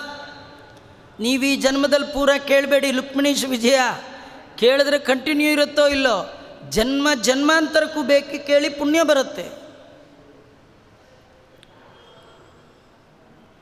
ಕೃಷ್ಣ ಪರಮಾತ್ಮ ಸಂಜೆಯ ಕಾಲದಲ್ಲಿ ವೇಣುಗಾನ ಮಾಡುವಾಗ ಹೆಣ್ಣು ಮಕ್ಕಳು ತುಂಬ ಬ್ಯುಸಿ ಇರ್ತಿದ್ರಂತೆ. ಆದರೂ ಅವ್ರ ಕಿವಿಗೆ ಆ ಭಗವಂತನ ವೇಣುಗಾನ ಬಿದ್ದರೆ ಸಾಕು. ನಿಶಮ್ಯ ಗೀತಂ ತದನಂಗವರ್ಧನಂ ವ್ರಜಸ್ತ್ರಿಯ ಕೃಷ್ಣ ನಿಷಕ್ತ ಮಾನಸಾ ಆ ಜಗ್ಮುರನ್ಯೋನ್ಯಮಲಕ್ಷಿತಾಶಯ ಸಯತ್ರ ಕರ್ತಸ್ವರಲೋಲ ಕುಂಡಲ. ಆ ಎಲ್ಲ ಗೋಕುಲದ ಬಾಲೆಯರು ಕೂಡ ಮನ್ಮಥ ಪಿಥನಾದ ಕೃಷ್ಣನ ಗಾನವನ್ನು ಕೇಳಿ ಅವರ ಮನಸ್ಸು ಕೆಲಸದ ಮೇಲಿಂದ ಮಾಯ ಆಗೋಯ್ತು. ಏನು ಕೆಲಸ ಮಾಡ್ತಿದ್ದೀವಿ ಅನ್ನೋದು ಮರ್ತೋಯ್ತಂತೆ. ಹೌದ್ರಿ, ದೇವ್ರ ನೆನಪು ಬಂದಾಗ ಉಳಿದದ್ದೆಲ್ಲ ಮರ್ತೋಗ್ಬೇಕಂತ. ನಮ್ಮ ಹಣೆ ಬರ ಏನಂದರೆ ದೇವರ ಹತ್ರ ಕೂತಾಗಲೇ ಎಲ್ಲ ನೆನಪು ಬರುತ್ತೆ. ಏನು ಹೇಳ್ತಾರೆ, ಎಲ್ಲ ಮರೆತು ದೇವರ ಪೂಜೆ ಮಾಡು ಅಂತ ಅಲ್ವಾ. ಪೂಜೆ ಮಾಡೋ ಕಾಲಕ್ಕೆ, ಗಾಯತ್ರಿ ಮಾಡೋ ಕಾಲಕ್ಕೆ ಎಲ್ಲ ಮರೆತು ದೇವರ ಧ್ಯಾನ ಮಾಡಿ ಅಂತ. ನಮ್ಗೆ ನೋಡಿ ನೀವು ಆಶ್ಚರ್ಯ, ದೇವರ ಮನೆಗೆ ಹೋದಾಗಲೇ ಎಲ್ಲ ನೆನಪುಗಳು ಬರೋದು, ಗಾಯತ್ರಿ ಮಂತ್ರಕ್ಕೆ ಕೂತಾಗಲೇ ಎಲ್ಲ ಯೋಚನೆಗಳು ಬರೋದು. ನಮ್ಮ ಹಣೆ ಬರ, ನಮ್ಮ ಯೋಗ್ಯತಾ ಅಂಥದ್ದು. ಇವ್ರು ಕೆಲಸ ಮಾಡ್ತಿದ್ದವ್ರಿಗೆ ಮರ್ತೋಯ್ತಂತೆ. ಕೃಷ್ಣಂದು ಆ ಗಾಯನ ವೇಣು ನಾದ ಕಿವಿಗೆ ಬಿದ್ದ ತಕ್ಷಣ ಕೃಷ್ಣ ನಿಶಕ್ತ ಮಾನಸ, ಅವರ ಮನಸ್ಸು ದೇವರ ಕಡೆ ಹೋಗೇ ಬಿಡ್ತಂತೆ. ಇದು ಸದ್ಯೋ ಹೃದಯ ವರುದ್ಧತೆ ಕೃತಿಭಿ ಶುಶ್ರೂಷು ತತ್ಕ್ಷಣಾತ್ ಭಾಗವತ ಹೇಳುತ್ತೆ. ಕೆಲವರಿಗೆ ದೇವರ ಹೆಸರು, ದೇವರ ರೂಪ, ದೇವರ ಗುಣ, ದೇವರ ಗಾನ ಕೇಳಿದ ತಕ್ಷಣ ತತ್ಕ್ಷಣದಲ್ಲೇ ಅವರು ಮರೆಯಾಗಿಬಿಡ್ತಾರೆ. ನಮ್ಮ ಎದುರಿಗೆ ಕಾಣೋ ಹಾಗೆ ಇರ್ತಾರೆ, ಮನಸ್ಸು ಮಾತ್ರ ಇರೋಲ್ಲ. ಅವ್ರದ್ದು ಮನಸ್ಸು ಎಲ್ಲಿ ಹೋಗುತ್ತೆ? ದೇವರ ಹತ್ರ. ಮಧ್ವಾಚಾರ್ಯರು ಅದನ್ನೇ ಹೇಳ್ತಾರೆ, ತದಲಂ ಬಹುಲೋಕ ವಿಚಿಂತನೆಯ ಪ್ರವಣಂ ಕುರು ಮಾನಸಮೀಶ ಪದೇ. ಭಗವಂತನ ಪಾದಾರವಿಂದದಲ್ಲಿ ಮನಸ್ಸಿಡು, ಉಳಿದದ್ದೆಲ್ಲ ಸಾಕು. ಎಷ್ಟು ಮಾಡಿದ್ರೂ ಅಷ್ಟೇ. ನಾವು ಮಾಡುವ ಎಲ್ಲ ಕರ್ಮಗಳು ಪ್ರವೃತ್ತ ಕರ್ಮ, ಅಂದರೆ ಮತ್ತೆ ಮತ್ತೆ ಹುಟ್ಟನ್ನು ತಂದು ಕೊಡುವಂತಹ ಕರ್ಮ. ಒಂದೇ ಒಂದು ಕರ್ಮ ಇದೆ, ಹುಟ್ಟು ಕಳೆಯುವ ಕರ್ಮ. ನಿಮಗಿನ್ ಜನ್ಮಾಂತರದಲ್ಲಿ ಎಷ್ಟು ಹುಟ್ಟಬೇಕಿದೆಯೋ, ಯಾರಿಗೆ ಗಂಡ ಆಗಬೇಕೋ, ಯಾರಿಗೆ ಹೆಂಡತಿ ಆಗಬೇಕೋ, ಯಾರಿಗೆ ತಂದೆ ತಾಯಿ ಆಗಬೇಕೋ, ಯಾರಿಗೆ ಮಕ್ಕಳಾಗಬೇಕೋ, ಯಾರಿಗೆ ಸಾಲ ಕೊಡಬೇಕೋ, ಯಾರ ಕೈಲಿ ಹೊಡೆಸ್ಕೋಬೇಕೋ ಅನ್ಸ್ಕೋಬೇಕೋ, ಇನ್ನೆಷ್ಟು ಪಾಪ ಮಾಡಿ ಯಾರಿಗೆ ಗೊತ್ತ್ರಿ? ಇದೆಲ್ಲ ಕಳ್ಕೊಳ್ಳೋ ಆಸೆ ಇದೆಯಾ? ಹಾಗಾದರೆ ಆಗಾಗ ನಿಮ್ಮ ಮನಸ್ಸು 2 ನಿಮಿಷ, 1 ನಿಮಿಷ ತುಂಬ ಹೊತ್ತು ಕೂತ್ಕೋಬೇಡಿ. ಅಷ್ಟೊಂದು ಯೋಗ್ಯತೆ ಇಲ್ಲ. ಕೆಲಸ ಮಾಡುವಾಗಲೇ 1 ನಿಮಿಷ ಎಲ್ಲ ಮರೆತು ದೇವರ ಸ್ಮರಣೆ ಮಾಡಿ, ಸ್ವಲ್ಪ ಮಾಡಬೇಕಂತ. ಹಾಗೆ ಮಾಡ್ತಾ ಇದ್ದರೆ ಒಂದು ಕ್ಷಣದ ಭಗವಂತನ ನೆನಪು ಎಷ್ಟೋ ಜನ್ಮಗಳನ್ನು ಕಳೆಯುತ್ತಂತೆ. ಹಾಗಾಗಿ ಕೃಷ್ಣ ಪರಮಾತ್ಮ ನಿಶಮ್ಯ ಗೀತಂ ತದನಂಗವರ್ಧನಂ ವ್ರಜಸ್ತ್ರೀಯ ಕೃಷ್ಣ ನಿಶಕ್ತ ಮಾನಸಾ. ಅವರ ಬಯಕೆಗಳನ್ನೆಲ್ಲ ಹೆಚ್ಚು ಮಾಡುತ್ತಂತೆ. ಕೃಷ್ಣನ ಗಾನವನ್ನು ಕೇಳಿ ವೃಂದಾವನದ ಎಲ್ಲ ಹೆಣ್ಣು ಮಕ್ಕಳಿಗೆ ಇನ್ನು ನಮ್ಮ ಆಸೆ ಈಡೇರುವ ಕಾಲ ಬಂತು ಅಂತ ಆನಂದ ಆಗ್ತಿತ್ತಂತೆ. ಒಂದೇ ಕ್ಷಣಕ್ಕೆ ಅವರ ಮನಸ್ಸು ಇತರ ಕೆಲಸಗಳನ್ನು ಮರೆತು ಭಗವಂತನ ಕಡೆ ಹೋಗಿಬಿಡ್ತಿತ್ತಂತೆ. ಆ ಜಗ್ಮುರನ್ಯೋನ್ಯಮಲಕ್ಷಿತಾಶಯ. ಒಬ್ರಿಗೊಬ್ರು ತಮ್ಮ ಮನಸ್ಸಿನಲ್ಲಿ ಏನು ಆಸೆ ಇದೆ ಅಂತ ಯಾರಿಗೂ ಹೇಳದೆ, ಎಲ್ಲ ಅವಳು ಮೊದಲು ಬಂದುಬಿಡ್ತಾಳೋ ಇವಳು ಮೊದಲು ಬಂದುಬಿಡ್ತಾಳೋ, ನಾವು ಹೋಗ್ಬೇಕು ಮೊದಲು ಅಂತ ಒಬ್ರಿಗೊಬ್ಬರು ತಮ್ಮ ಆಶೆಯನ್ನು ಬಿಟ್ಕೊಡದೆ, ಎಲ್ಲರದೇ ಒಂದೇ ಆಸೆ, ಏನದು? ಕೃಷ್ಣನನ್ನು ಪಡಿಬೇಕು. ಇದು ಒಳ್ಳೆ ಸಂದರ್ಭ. ಈಗ ಬಿಟ್ಟರೆ ಮತ್ತಿಲ್ಲ ಅಂದ್ರೆ ಏನು ಗೊತ್ತಾ? ಈ ಮಾನವ ಜನ್ಮ ಬಿಟ್ಟರೆ ಮತ್ತಿಲ್ಲ. ಈ ಜನ್ಮದಲ್ಲಿ ದೇವರನ್ನು ಪಡೆದರೆ ಉಂಟು. ಕೆಲವರು ಅಂತಿರ್ತಾರೆ, ಇಷ್ಟೇ ಮುಗಿತಾಚಾರ, ಈ ಜನ್ಮಕ್ಕಂತೂ ಇಲ್ಲ, ಮುಂದಿನ ಜನ್ಮಕ್ಕೆ ನೋಡೋಣ ಅಂತ. ದೇವರು ಈಗ ಜನ್ಮ ಕೊಟ್ಟಿದ್ದಕ್ಕೆ ಹಣೆ ಚಚ್ಕೊಳ್ತಿರ್ತಾನೆ, ಯಾಕಾರು ಇವನು ಕೊಟ್ಟನಪ್ಪ ಅಂತ. ಇನ್ನು ಮುಂದೆ ಇದೇ ಥರ ಕೊಡ್ತಾನೆ, ಗ್ಯಾರಂಟಿ ಏನು? ಈಗ ದೇವರು ಗಾನ ಮಾಡ್ತಾ ಇದ್ದಾನೆ, ನಮ್ಮ ಕಿವಿಗೆ ಬಿದ್ದಿದೆ, ಹಾಗಾದರೆ ಈಗ ಹೋಗಿಬಿಡ್ಬೇಕು. ಎಲ್ಲರಿಗೆ ಒಂದೇ ಬಯಕೆ, ಭಗವಂತನನ್ನು ಹೊಂದಬೇಕು. ಆದರೆ ತಮ್ಮ ಬಯಕೆಯನ್ನು ಇನ್ನೊಬ್ಬರಿಗೆ ತೋರಗೊಡದೆ ವೇಗವಾಗಿ ಕೃಷ್ಣನ ಕಡೆಗೆ ಧಾವಿಸ್ತಾ ಇದ್ದಾರಂತೆ. ಹಾಗೆ ಬರ್ತಾ ಇದ್ದಾರೆ. ಸಯತ್ರ ಕಾರ್ತಸ್ವರ ಲೋಲ ಕುಂಡಲ. ಅವರು ಹೋಗುವಾಗ ಅವರ ಕಿವಿಯ ಓಲೆಗಳೆಲ್ಲ ಕುಣಿಸ್ತಾ ಇದ್ದಾರಂತೆ ಆ ಕಡೆ ಈ ಕಡೆ. ಇದು ಯಾವಾಗ ಆಗತ್ತೆ ಹೇಳಿ? ನೀವು ಸ್ಲೋ ಆಗಿ ಹೋಗುವಾಗ ಆಗಲ್ಲ, ವೇಗವಾಗಿ ಹೋಗಬೇಕಾದ್ರೆ ಕಿವಿ ಮುಖ ಎಲ್ಲ ಅಳ್ಳಾಡುತ್ತಲ್ಲ. ಇವ್ರದ್ದು ಮುಖದಲ್ಲಿ ಆ ಒಂದು ಬಯಕೆ. ಸಮುದ್ರವನ್ನು ಸೇರುವ ಸಮಯ ಹತ್ತಿರ ಬಂದಾಗ ನದಿಗಳು ವೇಗವಾಗಿ ಹೋಗುವಂತೆ ಕೃಷ್ಣನನ್ನು ಹೊಂದುವ ಬಯಕೆಯ ವೃಂದಾವನದ ಹೆಣ್ಣು ಮಕ್ಕಳು ಕೃಷ್ಣನ ಗಾನ ಕೇಳಿದಾಗ ಕೃಷ್ಣ ನಮಗೆಲ್ಲ ಇದು ಫೈನಲ್ ಕಾಲ್ ಕರಿತಾ ಇದ್ದಾನೆ. ನಾವು ಬೇಗ ಹೋಗಬೇಕು ಅಂತ, ವೇಗವಾಗಿ ಕೃಷ್ಣನನ್ನು ಪಡಿಬೇಕು ಅಂತ ಅವರೆಲ್ಲ ಬರ್ತಾ ಇದ್ದಾರೆ. ಅದನ್ನು ವಾದಿರಾಜರು ಏನು 2 ಶ್ಲೋಕಗಳಲ್ಲಿ ವರ್ಣನೆ ಮಾಡಿದ್ದಾರೆ, ಅದನ್ನು ಮತ್ತಿಲ್ಲಿ ಹೇಳ್ತಾ ಆರಂಭದಲ್ಲಿ ಭಾಗವತದಲ್ಲಿ ಬಂದದ್ದನ್ನೇ ವಿಸ್ತಾರ ಮಾಡಿ ವಾದಿರಾಜರು ಹೇಳ್ತಾರೆ. ಭಾಗವತ ಹೇಳುತ್ತೆ, ದೋಹಂತ್ಯೋಭಿಯೌ ಕಾಚಿದ್ದೋಹಂ ಮಿತ್ವಾ ಸಮುತ್ಸಕಾ ಪಯೋಧಿಶ್ರಿತ್ತ ಸಂಯಾವನ್ ಅನುದ್ವಾಸ್ಯಾಪರಾಯಯು. ಕೆಲವರು ಹಾಲು ಕರಿತಿದ್ರು, ಕೆಲವರು ಹಾಲಿಟ್ಟಿದ್ರು, ಕೆಲವರು ಅನ್ನ ಮಾಡ್ತಾ ಇದ್ದರು, ಕೆಲವರು ಮಾಡಿದ ಅಡುಗೆ ಬಡಿಸ್ತಾ ಇದ್ದರು, ಕೆಲವರು ಮಕ್ಕಳಿಗೆ ಹಾಲು ಕುಡಿಸ್ತಾ ಇದ್ದರು, ಇನ್ನು ಕೆಲವರು ಯಜಮಾನ್ರದ್ದು ಕಾಲು ಒತ್ತುತ್ತಾ ಇದ್ದರು, ಇನ್ನು ಕೆಲವರು ಊಟಕ್ಕೆ ಕೂತಿದ್ರು, ಕೆಲವರು ಮೈಗೆ ಅಂಗರಾಗವನ್ನು ಹಚ್ಕೊಳ್ತಾ ಇದ್ದರು, ಕೆಲವರು ಮನೆ ಸಾರಿಸ್ತಾ ಇದ್ರಂತೆ.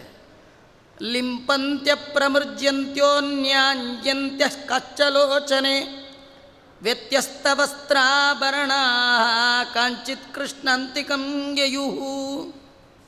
ಕೆಲವರು ವಸ್ತ್ರ ಉಟ್ಕೊಳ್ತಿದ್ರು, ಕೆಲವರು ಆಭರಣ ಹಾಕ್ಕೊಳ್ತಿದ್ರು. ಅವರು ಎಲ್ಲವನ್ನೂ ಬಿಟ್ಟು ಕೃಷ್ಣನ ಬಳಿಗೆ ಓಡಿದ್ದಾರಂತೆ. ಹೇಗೆ ಓಡಿದ್ರು? ದೋಹಂ ಕಾಪಿ ವಿಹಾಯ ಕೃಷ್ಣ ಸುರಭಿಂ ದೋಗ್ಧುಂ ಸಮಸ್ತೇಪ್ಸಿತಂ ತದ್ಬಿಂಬೋಟ್ಟ ಸುಧಾತಿ ಲುಬ್ಧ ಹೃದಯ ಭುಕ್ತಿಂ ವಿಸೃಜ್ಯಾಪರ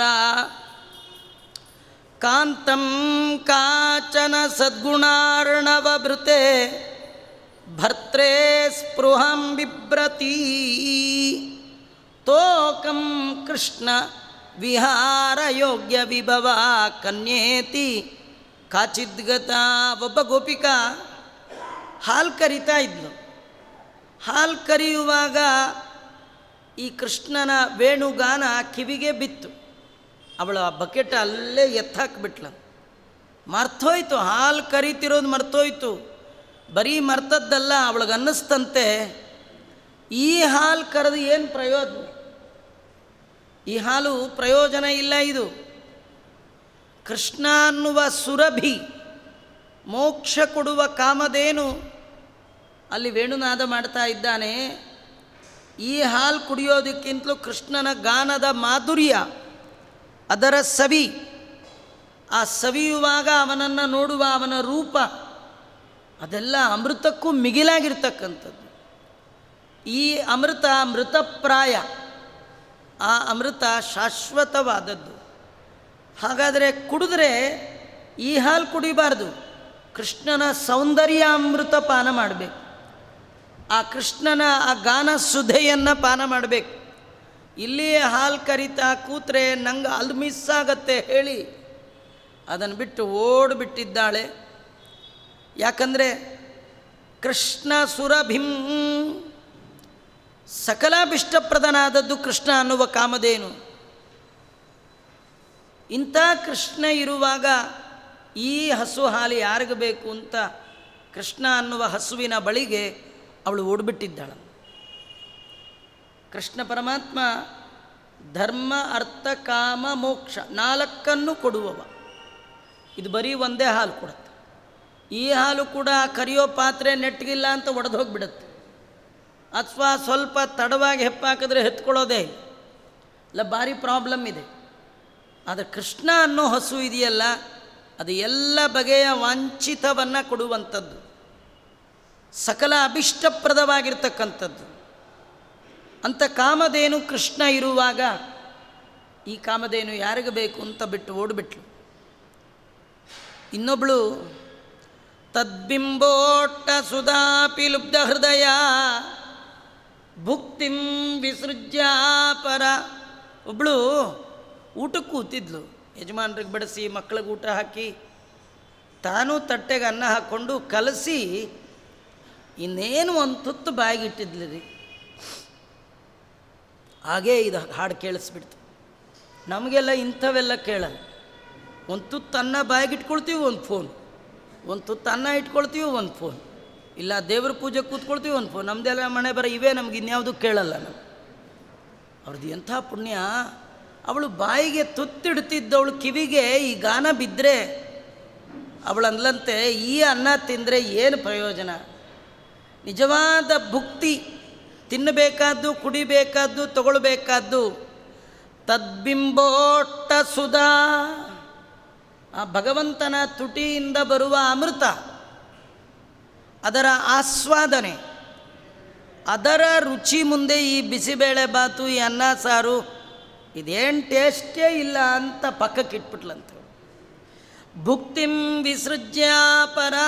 ನಾಳೆ ಬಂತು ನೋಡಿ ನಮಗೆಲ್ಲ, ನಾಳೆ ಊಟ ಬಿಡೋ ದಿನ. ಯಾರು ಒಂದಿನ ದೇವ್ರ ಸಲುವಾಗಿ ಇದು ಯಾವುದೂ ರುಚಿ ಇಲ್ಲ, ಇದು ಬೇಡ ಬಿಡ್ತಾರೆ, ಭಗವಂತ ಅವರಿಗೆ ಅಮೃತವನ್ನೇ ಕೊಡ್ತಾನಂತ. ನಾವು ಒಂದಿನ ಒಂಚೂರು ಬಿಡ್ಲಿಕ್ಕೆ ಸಿದ್ಧ ಇಲ್ಲ. ಏಕಾದಶಿ ದಿನ ಅಂತೂ ಅದು ಎಲ್ಲಿಲ್ಲದ ಹಶುವ್ರಿ. ಬೇರೆ ದಿನ ನಿಮ್ಮದೆಲ್ಲ ನೋಡಿ ನೀವೇ ಯೋಚನೆ ಮಾಡಿ, 12 ಗಂಟೆ ತನಕ ಕೂಡ ಎಷ್ಟೋ ಜನ ಊಟ ಕಾಫಿ ತಿಂಡಿ ಮರ್ತೇ ಬಿಟ್ಟಿರ್ತೀವಿ. ಕೆಲಸದ ಬರದಲ್ಲಿ ಒಮ್ಮೊಮ್ಮೆ ಕೆಲವು ಸತಿ 9 ಆದರೂ ಸ್ನಾನವೇ ಆಗಿರಲ್ಲ. 9:30 ಮೇಲೆ ಸ್ನಾನ ಮಾಡಿ 10:30 11 ತನಕ ಪೂಜೆ ಮಾಡಿ 12 ಗಂಟೆಗೆ ಯಾರೋ ಬಂದರು ಅಂತ ಅವ್ರ ಜೊತೆ ಮಾತಾಡಿ ಕಾಫಿ ತಿಂಡಿ ತಿನ್ನುವಾಗಲೇ 1 ಗಂಟೆ ಆಗ್ಬಿಟ್ರು. ಅದೇ ಏಕಾದಶಿ ಏನಾದ್ರು ಬೆಳಗ್ಗೆ 4:15 ಎಚ್ಚರ ಆಗಿಬಿಟ್ರೆ ಆಗಲೇ ಅಡುಗೆ ಮನೆ ಕಡೆ ಮುಖ ಹೋಗುತ್ತೆ, ಆಗಲೇ ಡಿಕಾಕ್ಷನ್ ಇದೆಯಾ ನೋಡುತ್ತೆ. ಎಷ್ಟು ನಮ್ಮದೆಲ್ಲ ಹಣೆ ಬರ. ಬೇರೆ ದಿನ ಬರೋದೇ ಇಲ್ಲ. ಆ 11ನೇ ದಿನ ಇದೆಯಲ್ಲ ಅದು ಭಾರಿ. 11ನೇ ದಿನ ಅಂದರೆ 10 ಇಂದ್ರಿಯ, 11ನೇದು ಮನಸ್ಸು. ಕಿರಿಕಿರಿ ಮಾಡೋದು ಮನಸ್ಸು. ಒಂದು ತೊಟ್ಟು ಹಾಲು, ಒಂದು ತೊಟ್ಟು ಕಾಫಿ, ಒಂಚೂರು ಅವಲಕ್ಕಿ ತಿಂದೇ ಇದ್ರೇನು ಪ್ರಾಣ ಹೋಗಲ್ಲ. ಆದರೆ 11ನೇ ದಿನ 11ನೇ ಇಂದ್ರಿಯ, 11ನೇ ಮನಸ್ಸು ಅದು ಬಿಡಲ್ಲ ನಮ್ಮ. ರಾವಣನಿಗೆ ಕಿರಿಕಿರಿ ಮಾಡಿದ್ದು 1 ವರ್ಷದಲ್ಲಿ 11ನೇ ತಿಂಗಳಂತೆ. ರಾವಣ ಅಲ್ಲಿವರೆಗೂ ಸುಮ್ಮನೆ ಇದ್ದ. ಸೀತೆ ಹತ್ರ ಬಂದು ಮಾತಾಡಿದ್ದು, ಕಿರಿಕಿರಿ ಮಾಡಿಕೊಂಡಿದ್ದು 11ನೇ ತಿಂಗಳು. ಯಾವಾಗಲೂ 11ನೇ ಕಿರಿಕಿರಿ. ಈ ಮಹಾಭಾರತದಲ್ಲಿಯೂ ಕೂಡ ದ್ರೌಪದಿಯ ಬಳಿಗೆ ಬಂದದ್ದು 1 ವರ್ಷ ಅಜ್ಞಾತವಾಸದಲ್ಲಿ ವಿರಾಟನ ಮನೆಯಲ್ಲಿ ಪಾಂಡವರಿರುವ ಸಂದರ್ಭದಲ್ಲಿ 10 ತಿಂಗಳು ಕಣ್ಣಿಗೆ ಕಾಣದ ಕೀಚಕ ಅವನು ಬಂದದ್ದು ಎಷ್ಟನೇ ತಿಂಗಳಲ್ಲಿ? 11ನೇ ತಿಂಗಳು. ಕೀಚಕ, ರಾವಣ ಇವರೆಲ್ಲ ಬಂದು ಸಜ್ಜನರನ್ನು ಗೋಳೈಕೊಳ್ಳೋದು ಎಷ್ಟನೇ ದಿನ? 11ನೇ ದಿನ, 11ನೇ ತಿಂಗಳು. ನೀವು ಈ 10 ಇಂದ್ರಿಯನ ಏನಾದರೂ ಮಾಡ್ಬೋದು, 10 ತಿಂಗಳು ಹೇಗೋ ಕಳಿಬೋದು. ಈ 11ನೇ ತಿಂಗಳಿದೆಯಲ್ಲ ಅದು ರಾವಣ ಇದ್ದ ಹಾಗೆ. 11ನೇ ದಿನ 11ನೇ ತಿಂಗಳು ಇದು ಭಾರಿ ಕಷ್ಟ. ಕೆಲವರು ಹೇಳ್ತಾರೆ ನೋಡಿ 11th ಅವರ್ ಅಂತ. ಹಾಗೆ ಇದು 11 ಲಾಸ್ಟು ಎಲ್ಲ ಆಗೋಯ್ತು ಆಚಾರ, ಕಡೆಯ ಒಳಗೆ ಅದೇ ಕಡೆಯ ಒಳಗೆ ನಮಗೆ ಗೋಳೆಕೊಳ್ಳು. ಅದರಿಂದ ಭಾಳ ಎಚ್ಚರಿಕೆಯಿಂದ ಇರಬೇಕು. ಇವಳಂತಾಳೆ, ದೇವರ ತುಟಿಯ ಅಮೃತ ಸಿಗೋದಾದರೆ ಆ ರುಚಿಗಿಂತಲೂ ಈ ಅನ್ನ ಸಾರಿನ ರುಚಿ ಅಂಥೇಳಿ ಭುಕ್ತಿಂ ವಿಸೃಜ್ಯ ಪರ. ದೇವರನ್ನು ನೋಡುವ ಸಲುವಾಗಿ, ದೇವರ ಕಾನ ಕೇಳುವ ಸಲುವಾಗಿ ಉಣ್ಣೋದನ್ನು ಬಿಟ್ಲಂತ. ಕಾಂತಂ ಕಾಚನ ಸದ್ಗುಣಾರ್ಣವ ಭೃತೆ ಭರ್ತ್ರೇ ಸ್ಪೃಹಂ ಬಿಭ್ರತಿ. ಒಬ್ಬಳು ಹಾಸಿಗೆ ಮೇಲೆ ಮಲಗಿದ್ದಾರೆ ಪತಿಯ ಪಾದವನ್ನು ಒತ್ತುತ್ತಾ ಇದ್ಲು. ಕಾಲು ಒತ್ತೋ ಸಮಯದಲ್ಲಿ ಹಾಡು ಕಿವಿಗೆ ಬಿತ್ತು, ಕೃಷ್ಣನ ಕೊಳಲಿನ ಗಾನ. ಅವಳು ಯೋಚನೆ ಮಾಡಿದ್ಲಂತೆ, ಸದ್ಗುಣಾರ್ಣವ ಭೃತೆ, ಎಲ್ಲ ಗುಣಗಳಿಗೆ ಅರ್ಣವ ಸಮುದ್ರದಂತಿರುವಂತಹ ಭಗವಂತನೇ ಸಿಗುವಾಗ ಒಂದು ಗುಣವೂ ಇಲ್ಲದೆ ಈ ಪತಿ ಕಟ್ಕೊಂಡು ಏನಾಗಬೇಕು? ಈ ಪತಿ ಬೇರೆ ಬೇರೆ ಆಗೋ ಪತಿ ರೀ. ಈ ಜನ್ಮಕ್ಕೆ ಈ ಪತಿ, ಹಿಂದಿನ ಜನ್ಮಕ್ಕೆ ಯಾವ ಪತಿಯೋ, ಮುಂದಿನ ಜನಕ್ಕೆ ಯಾವ ಪತಿಯೋ ಹೇಳೋರು ಕೆಲವ್ರು ಹೇಳ್ಕೊಂಡು 7 ಜನ್ಮಕ್ಕೆ ನೀವೇ ಇರಬೇಕು ಅಂತ ಅಂದಿರ್ತಾರೆ. ಆದರೆ ದೇವ್ರ ಹತ್ರ ಹೋದಾಗ 7 ಜನ್ಮನೂ ಇಲ್ಲೇ ಆಗ್ಬಿಟ್ಟೆ ಸ್ವಾಮಿ, ಇದೇ 7ನೇ ಜನ್ಮ ಆಗ್ಬಿಟ್ಟು.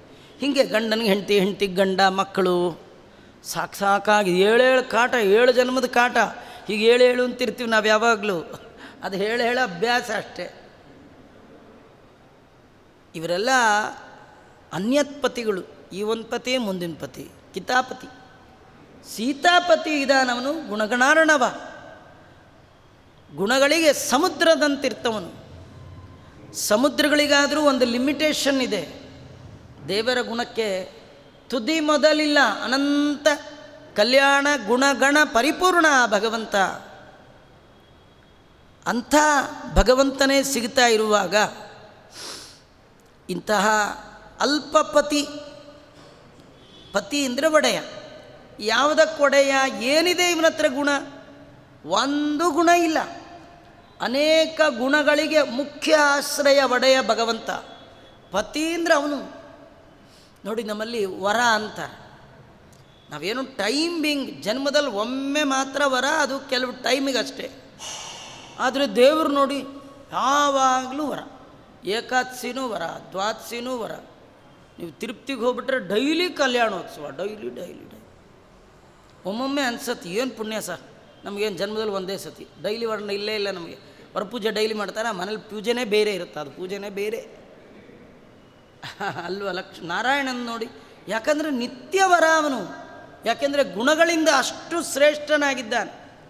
ಲಕ್ಷ್ಮೀದೇವಿ ಮತ್ತೆ ಮತ್ತೆ ಅವನ ಕೈಲಿ ಮಾಂಗಲ್ಯ ಯಾಕೆ ಕಟ್ಟಿಸ್ಕೊಳ್ತಾಳೆ ಅಂದರೆ, ಕ್ಷಣ ಕ್ಷಣಕ್ಕೆ ಭಗವಂತನ ಅನೇಕ ಕಲ್ಯಾಣ ಗುಣಗಳನ್ನು ಕಂಡು ನಿನಗೆ ನಾನು ದಾಸಳು, ನಿನಗೆ ನಿನ್ನ ಈ ಗುಣಕ್ಕೆ ನಾನು ದಾಸಳು, ನಿನ್ನ ಈ ಗುಣಕ್ಕೆ ಒಂದೊಂದು ಗುಣ ಸ್ಮರಣೆ ಮಾಡಿ ಮಾಂಗಲ್ಯವನ್ನು ಕಟ್ಟಿಸ್ಕೊಳ್ತಾಳೆ. ನಮ್ಗೆ ಕಟ್ಟಿಸ್ಕೊಂಡು 20-30 ವರ್ಷ ಆದರೂ ಒಂದು ಗುಣ ಕಂಡಿರಲ್ಲ, ಸಾಕಾಗೋಗಿರುತ್ತೆ ಅಲ್ವಾ. ಇದೆಲ್ಲ ನಮ್ಮದು. ನಾವು ಯಾಕೆ ಹೇಳ್ತೇನೆ ಅಂದರೆ, ನಮಗೆ ತಿಳಿದ್ರೆ ಭಗವಂತ ಎಷ್ಟು ದೊಡ್ಡವನು ಪರಿಚಯ ಆಗುತ್ತೆ. ನಾವು ಅವನು ಒಂದಲ್ಲ ಅನ್ನೋದು ಮೊದಲು ತಿಳ್ಕೊಂಡ್ರೆ ಸಾಕು, ಮಿಕ್ಕಿದ್ದು ನಿಧಾನಕ್ಕೆ ಬರಲಿ. ಇನ್ಸ್ಟಾಲ್ಮೆಂಟಲ್ಲಿ ಎಲ್ಲ ಬರಬೇಕು ರೀ, ಏಕಾಏಕಿ ಎಲ್ಲ ಬರೋಲ್ಲ. ಈಗ ಸದ್ಯಕ್ಕೆ ದೇವರೇ ನಾನು ನೀನು ಒಂದಲ್ಲ ಇದು ತಿಳ್ಕೊಳ್ಳಿ. ಆಮೇಲೆ ದೇವ್ರ ಪರಿಚಯ, ನಿಮ್ಮ ಪರಿಚಯ, ನಿಮ್ಮ ಯೋಗ್ಯತೆ ಏನು, ಅವನ ಯೋಗ್ಯತೆ ಏನು. ಹರಿ ಮುಕುಂದನು ನೀನು, ನರಜನ್ಮ ಹುಳ ನಾನು, ಪರಮ ಪಾಪಿಯು ನಾನು, ನೀನೆಂಥ ಗುಣಗಣಾರ್ಣವ ನೀನು. ಹೀಗೆಲ್ಲ ದಾಸರಾಯರು ವರ್ಣನೆ ಮಾಡ್ತಾರಲ್ಲ. ಹಾಗೆ ಇವಳು ಯೋಚನೆ ಮಾಡ್ತಾಳೆ, ಕಾಂತಂ ಕಾಚನ ಸದ್ಗುಣಾರ್ಣವ ಬೃತೆ ಭರ್ತ್ರೇ ಸ್ಪೃಹಾಂ ಬಿಭ್ರತಿ. ಕೃಷ್ಣನ ನೆನಪು ಬಂದ ತಕ್ಷಣ ಗಂಡನೇ ಮರ್ತೋದ್ನಂತ. ನಮಗೆಲ್ಲ ಹೆಂಡತಿ ಗಂಡನ ನೆನಪು ಬಂದಾಗ ಕೃಷ್ಣನೇ ಮರ್ತೋಗುತ್ತೆ. ಅವಳಿಗೆ ಕೃಷ್ಣನ ನೆನಪು ಬಂದಾಗ ಉಳಿದದ್ದು ಮರ್ತೋಯ್ತು, ನಮ್ಗೆ ಉಳಿದದ್ದು ನೆನಪು ಬಂದಾಗ ಕೃಷ್ಣನ ಮರ್ತು. ನೀವು ನೋಡ್ರಿ, ನಾನೇನು ಸುಮ್ಮನೆ ನಿಮ್ಗೆ ಹಾಸ್ಯ ಜೋಕ್ಗಲ್ಲ. ಎಷ್ಟೋ ಜನ ಗಡಿಯಾರ ನೋಡ್ತಾ ಪೂಜೆ ಮಾಡ್ತಿರ್ತಾರೆ. ಆಫೀಸಲ್ಲಿ ಬಾಸ್ದು ನೆನಪು ಬಂದರೆ ಒಂದು ಸಾಲಿಗ್ರಾಮನೇ ಬಿಟ್ಟು ದೇವ್ರ ಪೆಟ್ಟಿಗೆ ಕಟ್ಟಿಬಿಡ್ತಾರೆ. ಆಮೇಲೆ ಅರ್ಜೆಂಟು ಮೈಲಿ ಉಟ್ಕೊಂಡ್ಮೇಲೆ ನೋಡ್ತಾರೆ, ದೇವ್ರು ಹೊರಗೆ ಇರ್ತಾನೆ, ಪೆಟ್ಟಿಗೆ ಕಟ್ಟೇ ಆಗಿರುತ್ತೆ. ನಮಗೆ ಆಫೀಸ್ದು ಇನ್ಯಾವುದೋ ನೆನಪು ಬಂದುಬಿಟ್ರೆ ದೇವರೇ ಮರ್ತೋಗುತ್ತೆ. ಅವಳಿಗೆ ದೇವ್ರ ನೆನಪು ಬಂದರೆ ಗಂಡನೇ ಮರ್ತೋಯ್ತಂತೆ. ತೋಕಂ ಒಬ್ಬಳು ಮಗುಗೆ ಹಾಲು ಕುಡಿಸ್ತಾ ಇದ್ಲು. ಪಾಪ ಮಗು ಮಲಗೋ ಟೈಮು, ಹಾಲು ಕುಡಿಸಿ ಮಲಗಿಸೋಣ ಅಂತ ಎತ್ಕೊಂಡು ಹಾಲು, ಹಾಗೆ ಕೃಷ್ಣಂದು ಕೊಳಲಿನ ಗಾನ ಬಂತು. ತೋಕಂ ಕೃಷ್ಣ ವಿಹಾರ ಯೋಗ್ಯ ವಿಭವ ಕನ್ಯೇತಿ ಕಾಚಿದ್ಗತ.